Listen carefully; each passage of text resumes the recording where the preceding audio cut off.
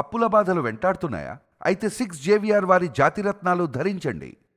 మొత్తానికి తెలంగాణ రాష్ట్రంలో మరో 2 ఉప ఎన్నికలు రాబోతున్నటువంటి పరిస్థితి. ఆ 2 ఉప ఎన్నికలలో ఒకటి హైదరాబాద్లో, ఇంకొకటి ఉమ్మడి వరంగల్ జిల్లాకి సంబంధించినటువంటి ఉప ఎన్నిక వచ్చేటటువంటి అవకాశం కనబడుతున్నది. ఒకటేమో స్టేషన్ గన్పూర్కి సంబంధించినటువంటి ఉప ఎన్నిక, రెండోది ఖైరతాబాద్కి సంబంధించినటువంటి ఉప ఎన్నిక చాలా క్లియర్ కట్గా కనబడుతున్నటువంటి పరిస్థితి.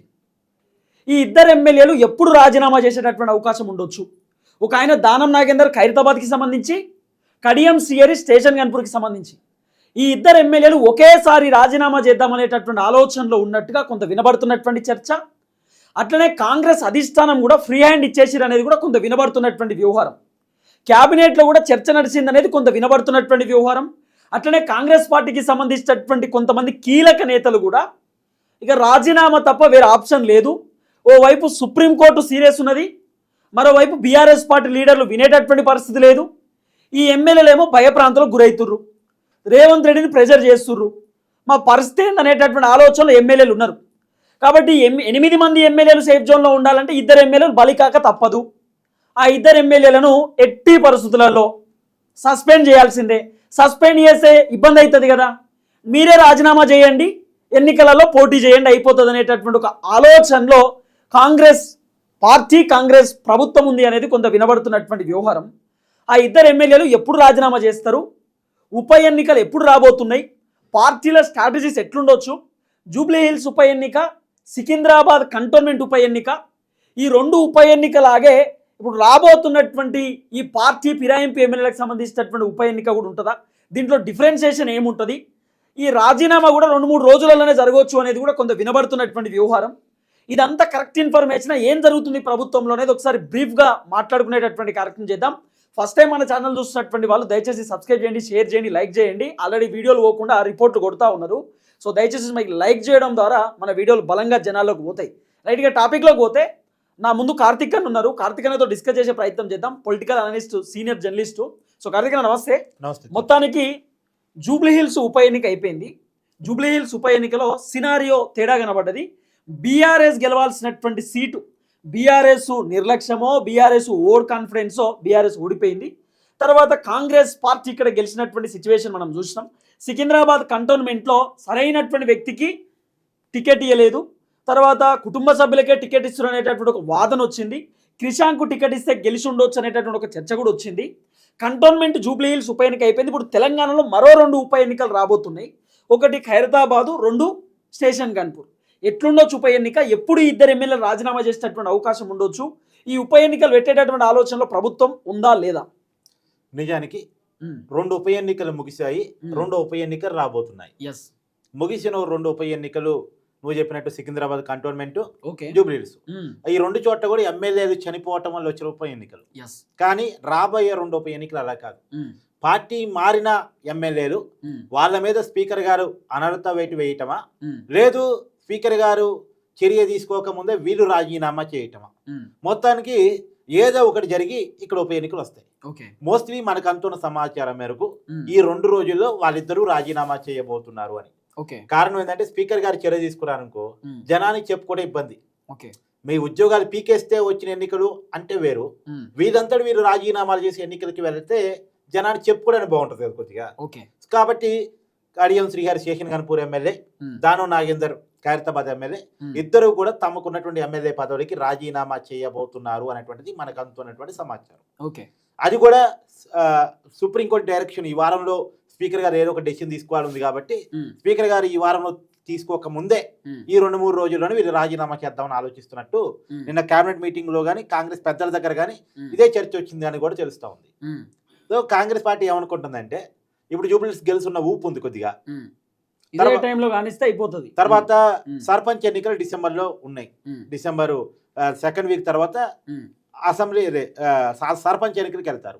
సర్పంచ్ ఎన్నికలు పార్టీ పరమైన ఎన్నికలు కాదు, అయినప్పటికీ ఎవరు గెలిచినా కాంగ్రెస్ కింద వేసుకుంటారు, కాంగ్రెస్ ఖాతాలు వేసుకుంటారు. అధికారం వాళ్ళది కాబట్టి, అధికారం ఉన్న వాళ్ళకి అడ్వాంటేజ్ ఉంటుంది కాబట్టి.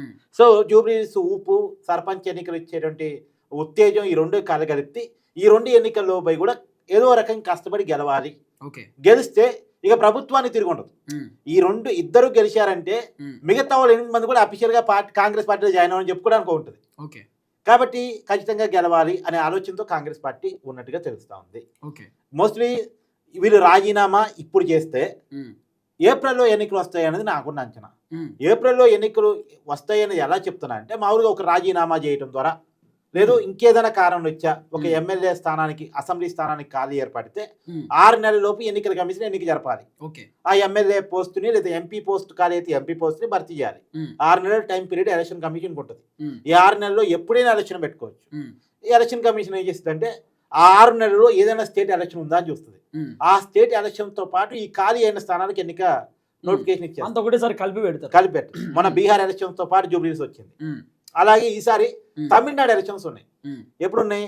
మార్చి ఎండ్ గానీ ఏప్రిల్ ఫస్ట్ వీక్ గానీ ఉంటాయి. సో దాంతో పాటే స్టేషన్ గన్పూర్ ఖైరతాబాద్ ఉప ఎన్నికలు కూడా ఉండే అవకాశం ఉంది. అంటే మోస్ట్లీ ఏప్రిల్ ఫస్ట్ వీక్ అనుకో ఒక రకంగా కొద్దిగా అటు ఇటు ఒక వారం అటు ఇటుగా. సో మార్చి ఎండ్ గానీ ఏప్రిల్ ఫస్ట్ వీక్ లో గానీ ఖైరతాబాద్ స్టేషన్ గన్పూర్ ఉప ఎన్నికలు వచ్చేటువంటి అవకాశం ఉంది. ఇప్పుడు వాస్తవం మళ్ళీ కాంగ్రెస్ పార్టీ తరఫున ఇదే నిలబడతారు. దాని నాగేంద్ర కడియం శ్రీగా నిలబడతారు. సరే బీఆర్ఎస్ పార్టీ ఎవరికి టికెట్ ఇస్తానో చూడాలి. కానీ ఎన్నికల వాతావరణం మాత్రం తెలంగాణలో కంటిన్యూస్ గా ఉండబోతా ఉంది. ఆ 2 ఉప ఎన్నికల ముగిసే లోపు మళ్ళా ఎంపీటీసీ జడ్పీటీ స్థానం సంబంధించి ఏదో రకంగా ముందుకెళ్లే అవకాశం కనపడుతుంది. సో కొన్నాళ్ళ పాటు తెలంగాణలో ఎన్నికల వాతావరణం కనపడేటువంటి జిహెచ్ఎంసీ అదే ఎంపీటీసీ జడ్పీటీసీ తర్వాత మున్సిపల్ కార్పొరేషన్ లో భాగంగా జిహెచ్ఎంసీ ఎన్నికలు. సో కొన్నాళ్ళు ఒక 6 నెలల పాటు ఎన్నికల సందడి తెలంగాణలో ఉండేటువంటి అవకాశం క్లియర్ గా ఉంది. సో పొలిటికల్ పార్టీల పరిస్థితి ఎట్లా ఉండొచ్చు అంటే జూబ్లీ హిల్స్ కి ఈ నెక్స్ట్ ఈ ఎన్నికలకు ఎట్లా ఉండొచ్చు డిఫరెన్షియేషన్ అంటే జూబ్లీ హిల్స్ తర్వాత కంటోన్మెంట్ ఎమ్మెల్యేలు చనిపోయారనే సానుభూతి ఇవన్నీ వర్కౌట్ అయినాయి. అవన్నీ ఉంటాయి సహజంగా. సరే వర్కౌట్ కాలే వాస్తవానికి. ఆ 2 చోట్ల కూడా పార్టీలకు వర్కౌట్ అయినాయి. బీఆర్ఎస్ పార్టీ స్థానాలు యాక్చువల్ గా బీఆర్ఎస్ పార్టీ ఎమ్మెల్యేలు చనిపోయారు. వాళ్ళ కుటుంబ సభ్యులకే టికెట్ ఇచ్చింది కానీ ఓడిపోయారు. సరే అయినా లెక్క వేరు. ఒక ఎమ్మెల్యే చనిపోవటం వల్ల వచ్చిన ఎన్నికల లెక్క వేరు. బీఆర్ఎస్ పార్టీకి వాళ్ళు అనుకున్న స్థాయిలో ఎట్లా వర్కౌట్ అయిందంటే చనిపోయినటువంటి కుటుంబ సభ్యులకి టికెట్ ఇవ్వడం వాళ్ళు వర్కౌట్ అయిందనే భావించారు కదా. సరే అది యాక్చువల్ గా ఇవన్నీ సపరేట్ లెక్కలు. కానీ ఇప్పుడు రాబోయే ఎన్నికలు అనేది వేరు. ఎందుకు? ఎమ్మెల్యేలు పార్టీ మారారు. పార్టీ మారటాన్ని ప్రజలు హర్షిస్తున్నారా లేదా? కాంగ్రెస్ పార్టీలోకి వాళ్ళు వెళ్ళటాన్ని ప్రజలు యాక్సెప్ట్ చేస్తున్నారా లేదా అనే అంతిమంగా కాంగ్రెస్ ప్రభుత్వాన్ని ఎమ్మెల్యేలు యాక్సెప్ట్ చేసినట్టే, అంటే కడియం శ్రీ గారు యాక్సెప్ట్ చేసినట్టే, దానవ్ నాగేంద్ర యాక్సెప్ట్ చేస్తున్నట్టే ప్రజలు కూడా యాక్సెప్ట్ చేస్తున్నారా లేదా అనేది తేల్చే ఎన్నిక. జూబ్లీ హిల్స్ ఉప ఎన్నికైనా కంటోన్మెంట్ ఉప ఎన్నికైనా ఈ బీఆర్ఎస్ పార్టీ చేసినటువంటి తప్పిదం ఏంది? మనము ఎవరైతే చనిపోయినటువంటి కుటుంబ సభ్యుడు ఉన్నాడో వాళ్ళ కుటుంబ సభ్యులకే టికెట్ ఇస్తే వర్కౌట్ అవుతుందేమో అని చెప్పి వీళ్ళు అనుకున్నారు.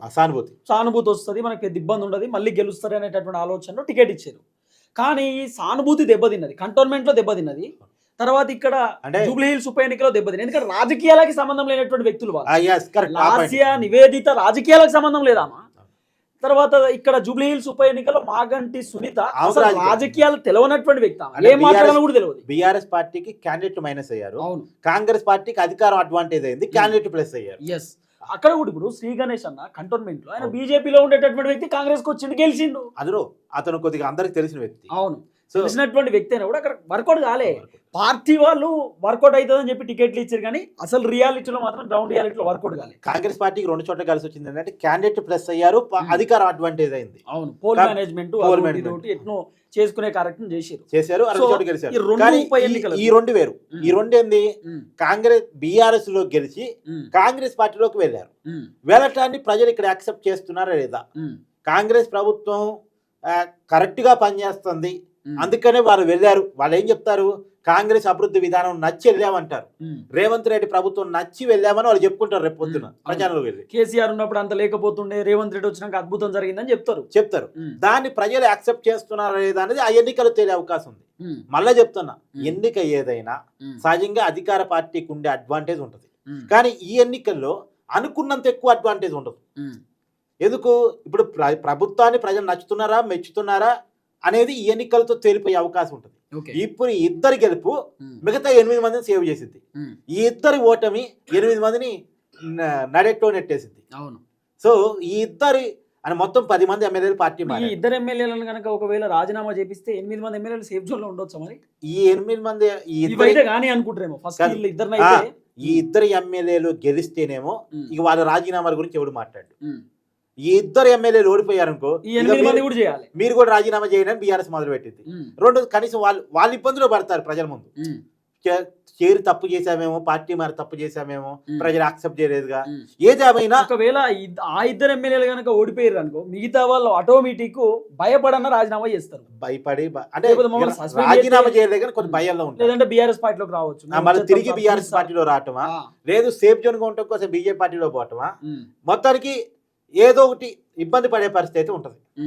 కానీ మొత్తానికి ఈ ఎన్నిక అనేటువంటిది చాలా ముఖ్యమైన ఎన్నిక కాబోతుంది. ఇంకో విషయం ఏంటంటే ప్రభుత్వం కూడా కొంత ఆలోచన చేస్తుంది. ఈ 2 ఉప ఎన్నికలలో కనుక ఒకవేళ ఓడిపోతే, ఎందుకంటే ప్రభుత్వమే ఓడిపోయింది అనుకో ప్రభుత్వానికి తెలిసిపోతుంది కదా, అరే మన పరువు మనమే తీసుకుంటున్నాం, ఎందుకు ఇదంతా లేనిపోయి కానీ ఒక విషయం తెలుస్తుంది, మున్సిపల్ కార్పొరేషన్ అందులో జిహెచ్ఎంసీ తర్వాత ఈ 2 ఉప ఎన్నికలు వీటిల్లో కనుక మెజారిటీ కనుక అధికార పక్షం సంపాదించుకోకపోతే ఖచ్చితంగా అధికార పార్టీ మీద యాంటీ ఉంది అనేటువంటి ఒక భయం ప్రభుత్వంలో ఎమ్మెల్యేలో కలిగే అవకాశం ఉంటుంది. కాంగ్రెస్ పార్టీది ఎలా ఉంటుందంటే బాగున్నంతకాలం అందరూ పార్టీ మాట వింటారు, ఎప్పుడైతే పరిస్థితి బాగలేదు అనుకున్నారో వెంటనే ఎమ్మెల్యేలు తిరుగుబాటు మొదలైంది. ఇప్పుడు జూబ్లీహిల్స్ గెలవబట్టి రేవంత్ రెడ్డి గారి మాట ఇప్పుడు అందరూ వినాల్సి వస్తుంది. కానీ జూబ్లీహిల్స్ లో ఓడిపోయి ఉంటే కాంగ్రెస్ పార్టీలో ఖచ్చితంగా ఇప్పటికే రాజగోపాల్ రెడ్డి లాంటి వాళ్ళు ఇంకొద్ది వాయిస్ రేజ్ చేసేవాళ్ళు. సో కాబట్టి ఎన్నికల్లో గెలవటం రేవంత్ రెడ్డి గారికి తప్పదు, మస్ట్ అండ్ షుడ్. ఇంకో పక్క బీఆర్ఎస్ పార్టీకి కూడా తప్పదు, ఎందుకు వాళ్ళ సిట్టింగ్ స్థానాలు ఇప్పుడు జరిగిన రెండు అన్ని బీఆర్ఎస్ పార్టీ సిట్టింగ్ స్థానాలు కాబట్టి గెలుచుకోవటం కాపాడుకోవటం బీఆర్ఎస్ పార్టీకి ఇంపార్టెంట్. అధికారం కోసం దాన్ని నిలబెట్టుకోవటం కోసం ఎమ్మెల్యేలు తిరుగుబాటు రాకుండా చూసుకోవడం కోసం రేవంత్ రెడ్డి గారు తన మార్కు చూసుకోవడం కోసం ప్రభుత్వం మీద వ్యతిరేకత లేదని చూపించుకోవడం కోసం గెలవటం కాంగ్రెస్ పార్టీకి ఇంపార్టెంట్. ఏదైనా ఈ 2 ఉప ఎన్నికలు బీఆర్ఎస్ పార్టీకి కాంగ్రెస్ పార్టీకి చాలా చాలా ఇంపార్టెంట్. కాబట్టి రేవంత్ అన్న ఆల్రెడీ చెప్తున్నట జూబ్లీ హిల్స్ లో గెలిచినాం, కంటోన్మెంట్ లో గెలిచినాం, హైదరాబాద్ లో కూడా మాకు సత్తా ఉంది, కాంగ్రెస్ గెలవగలుగుతుంది హైదరాబాద్ లో అని చెప్తున్నట్టు ఆల్రెడీ. అంటే కాబట్టి దీన్ని బట్టి ఇప్పటి వరకు జరిగిన ఎన్నికలు వేరు, జరగబోయే ఎన్నికలు వేరు. ఇప్పటి వరకు జరిగిన ఎన్నికలు ఎమ్మెల్యేలు చనిపోవడం వల్ల వచ్చిన ఎన్నికలు, కానీ ఇప్పుడు పార్టీ మారటం వల్ల వచ్చిన ఎన్నికలు. రేపు జనాలు కూడా అనుకుంటారు కదా మళ్ళీ వీళ్ళని గెలిపిస్తే రేపు మళ్ళీ ఇంకో పార్టీ అధికారంలోకి పోతే అటు పోతారు. అంతేగా ఇప్పుడు అధికార పార్టీ ఎటుంటే అటు పోతారు. ఇప్పుడు చూడు దానం నాగేంద్ర మామూలుగా ఒకప్పుడు కాంగ్రెస్ రాజశేఖర రెడ్డి మధ్యలో టీడీపీకి కూడా పోయాడు, టీడీపీ నుంచి మళ్ళా కాంగ్రెస్ నుంచి బీఆర్ఎస్ నుంచి మళ్ళా కాంగ్రెస్, కడియం శ్రీహరి టీడీపీ, ఆయన రాజకీయ జీవితం స్టార్ట్ అయినప్పటి నుంచి టీడీపీ, ఆయన టీడీపీ నుంచి బీఆర్ఎస్ నుంచి కాంగ్రెస్. కాబట్టి ఇలా పార్టీలు మారుతున్నారు, వీళ్ళు కొత్త కాదు కదా అనేది ప్రజలు చూస్తారా? మరి ఎవరైనా అప్పుడు కూడా పార్టీలు మార్చుకున్నారు కదా, ఇప్పుడు పార్టీలు మారుతారు. పార్టీ మారటం అనేది కామను, ఈ ప్రభుత్వం బాగుందని మీరు అంచనా వేసుకుంటారా? ఎన్నికల్లో తేలే అవకాశం ఉంది. ఏదైనా మనం గ్రౌండ్ లో రిపోర్ట్ చేపిస్తున్నాం, అతి త్వరలో నీ ఛానల్ ద్వారా బయట పెడదాం. Thank you so much Karthikeyan. ఇది కార్తికేయనకు సంబంధించినటువంటి వర్షన్. అతి త్వరలో, ఎక్కువ టైం కూడా లేదట, ఈ 1 వీక్లోనే ఇద్దరు ఎమ్మెల్యేలు రాజీనామా చేసేటటువంటి ఆలోచనలో ఉండొచ్చు అనేది కొంత వినబడుతున్నటువంటి వ్యవహారం. ఆల్రెడీ కాంగ్రెస్ పార్టీ లీడర్లతో సజెషన్ తీసుకుంటున్నారట, మీనాక్షి నటరాజన్తో అధిష్టానం నుండి సజెషన్ తీసుకుంటా ఉన్నారు అనేది కూడా కొంత వినబడుతున్నటువంటి చర్చ. ఉప ఎన్నికలు ఉండబోతున్నాయి, మరో 2 ఉప ఎన్నికలు. ఈ ఉప ఎన్నిక తమిళనాడుకు సంబంధించినటువంటి ఎన్నికతో కలిసి రావచ్చు అనేది కూడా కార్తికేయనకు సంబంధించినటువంటి వర్షన్. చూద్దాం ఏం జరగబోతుంది అనేది.